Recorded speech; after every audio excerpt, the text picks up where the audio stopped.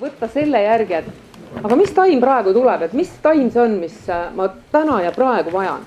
Et ma loen, et need taimed kuuluvad kõik puu alla, need taimed kuuluvad kõik vee alla, õhu alla. Et aga mis mul just täna ja praegu on vaja. Mitte see, et mis on mul naabril kaasas ja mida ta mulle pakkus, et tal on ka, vaid et mis mul oleks vaja. Ja siis me saame juba vaadata selle järgi, et lugege läbi, et mida see taim tahab teile rääkida. Et kas see tegelikult ka on nii, et kas mul päriselt ka on seda taime vaja. Ja kui nüüd selgub, et koondubki hästi palju nagu ühele siis elemendile neid taimi, siis hakkame tasakaalustama. Siis on ka mingi põhjus, miks need taimed teil koonduvad selle elemendi peale.